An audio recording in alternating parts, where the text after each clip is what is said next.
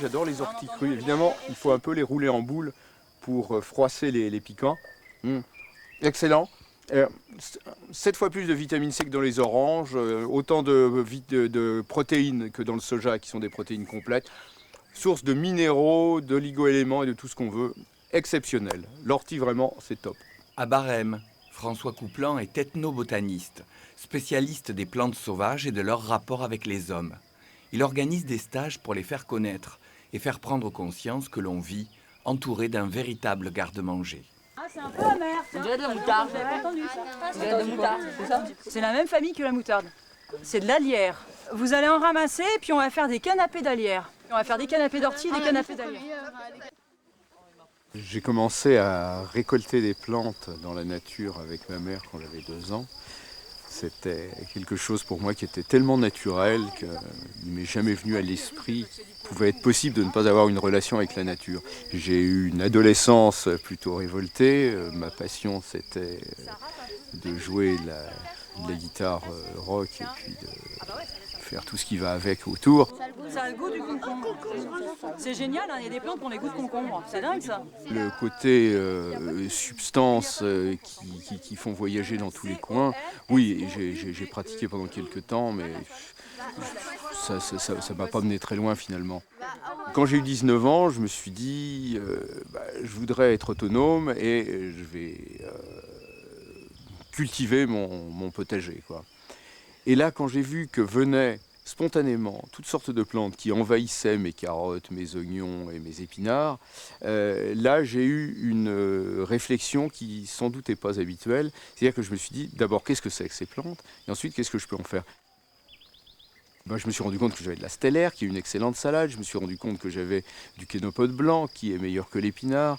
Je me suis rendu compte que j'avais toutes sortes de plantes qui poussaient toutes seules et que je pouvais utiliser directement. Grâce à un oncle philosophe et végétarien qui habite Volonne dans les Alpes de Haute-Provence, François prend conscience qu'il peut se nourrir de ce qu'il trouve. Après quelques essais, il en fait un mode de vie qui le mène aux États-Unis pendant 10 ans. Ses connaissances progressent, il commence à transmettre son savoir et à organiser des stages qui attirent même l'attention du directeur du Musée de l'Homme. J'ai eu la chance de rencontrer Yves Coppens, qui est venu me voir d'ailleurs, qui avait eu connaissance de ce que je faisais et qui m'a dit, contrairement à tous les autres qui me disaient « Attends, sois sérieux, prends un job comme tout le monde ». Enfin, quand on fait quelque chose de différent, on a la plupart des gens autour de soi qui vous disent « Attends, rentre dans le rang, soit normal, quoi ». Et Coppens, au contraire, m'a dit « Mais c'est vraiment intéressant ce que vous faites, j'aimerais bien savoir ce que mangeait Lucie, en gros, quoi ». Donc, il m'a proposé de passer d'abord le diplôme de l'école pratique des hautes études, ensuite de passer mon doctorat au Muséum national d'histoire naturelle à Paris, ce que j'ai fait tranquillement et en prenant mon temps. L'école pratique des hautes études, c'est une ancienne institution qui est concurrente de l'université, il faut le dire. On soutient un mémoire basé sur des résultats concrets. Le diplôme de l'école pratique des hautes études est équivalent au DEA et c'est ce qui m'a permis, avec cette équivalence, de pouvoir intégrer un laboratoire du muséum pour préparer mon doctorat. Elle est bien, ça regarde, ça nappe, tu vois. Il faut que ça nappe d'un côté puis de l'autre. Pas qu'il y en ait trop, mais juste assez. Tu comptes 5 minutes, Magdalena. Et nous, on attend. Au Moyen-Âge, quand on mangeait des plantes sauvages, c'était un symbole de statut inférieur. C'était qu'on était pauvre. Voilà. Quand on va chez Marc Vera, qu'on paye, enfin maintenant il a fermé, mais quand on payait 300 € pour aller manger des plantes sauvages, là, on se prenait quelque chose dans la figure qui était complètement à l'inverse de ce que le cours de l'histoire nous avait mis dans le crâne, quoi. Voilà. Donc ça, c'est ce que j'aime. Ça, c'est ce que j'aime. Et depuis mon travail avec lui, puisque je lui ai appris les plantes, lui me les a fait découvrir aussi d'une autre façon, effectivement.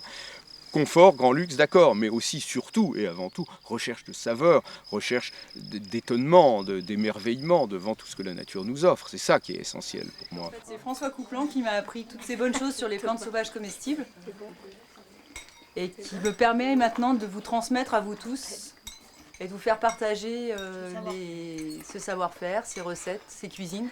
J'ai démarré une école en septembre 2008.